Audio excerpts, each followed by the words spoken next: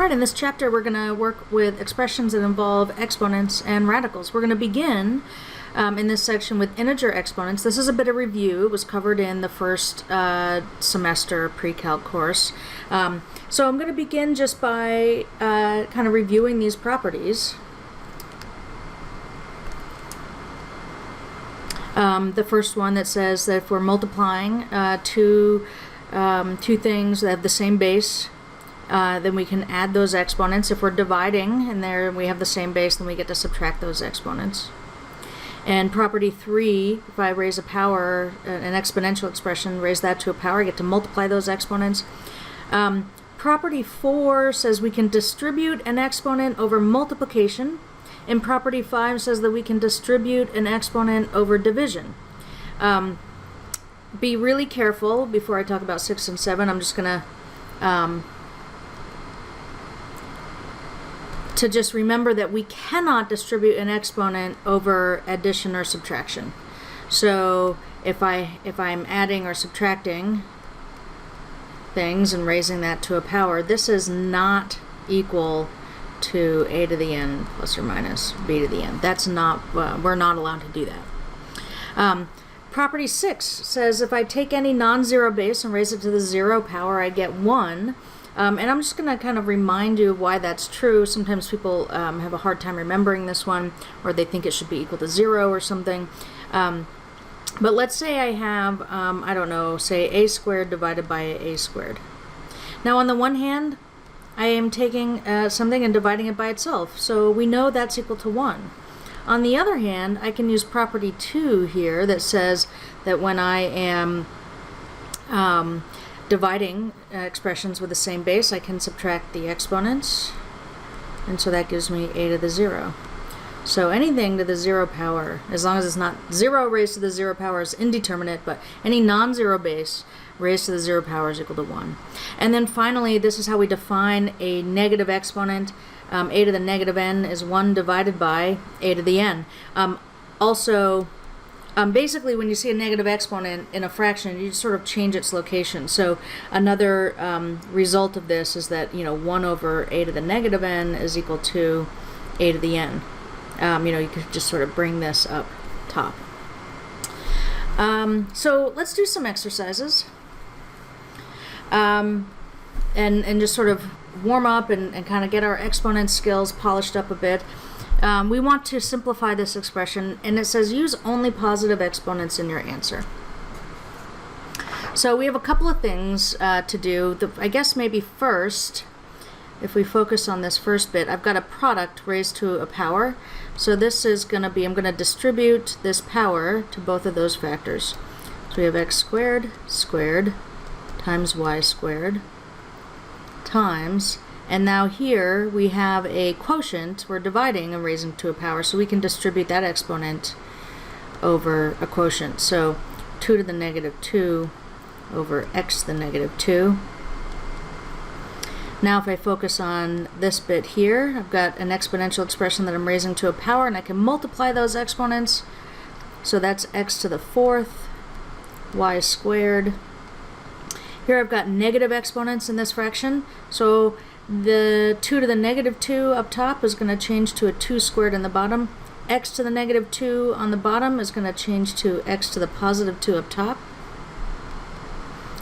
And now we have a product here. We've got x to the 4th times x squared, and that's going to give us, if we add those exponents now, x to the 6th, and then we have y squared. This is all divided by 2 squared, or 4.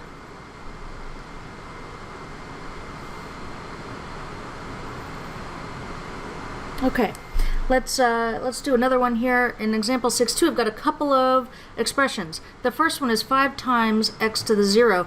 Here, the 0 power is only on x. So x to the 0 is 1. So this is 5 times 1, or 5. In part B, though, the 0 exponent is on all of it, is on the 5x. It's 5x all raised to the 0 power, so that's just equal to 1. Our takeaway from this, I hope, is that we're just going to need to be really mindful of what an exponent is being applied to.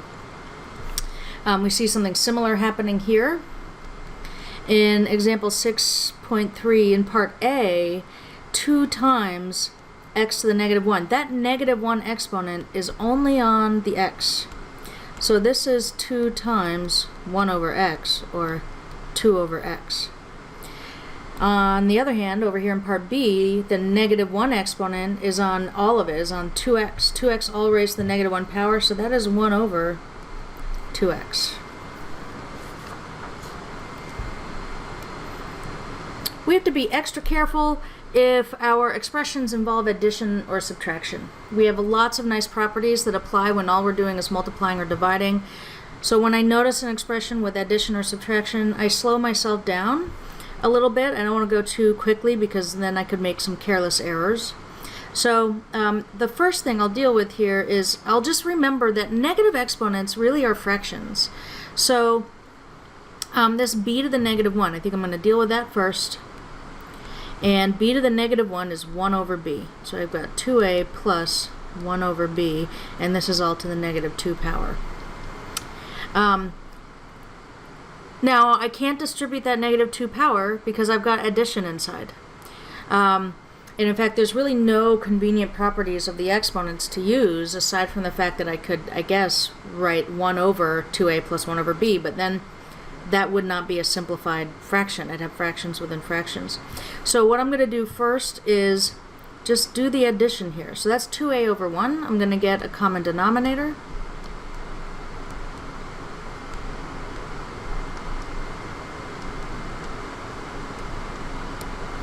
Up top now I've got 2ab plus 1. This is all to the negative 2 power. Now I can distribute this exponent not over addition but over division, right? I've got a fraction raised to a power, so I've got 2ab plus 1 to the negative 2 power over b to the negative 2 power. Now I'll use how we define a negative exponent. So I've got up top b squared, b to the positive 2, on the bottom 2ab plus 1 squared. And I leave my result like this. Some people choose to like multiply out the denominator, and you could choose to do that, but I don't see much gain. I don't see much benefit to doing that, so I leave mine in that form.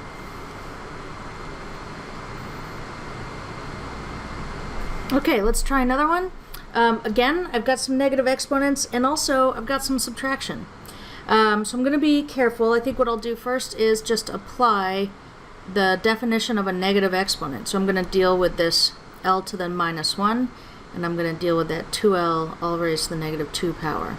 So that's l to the minus 1 is 1 over l, so that 3l to the minus 1 is 3 over l minus, and this will be 1 over 2l squared.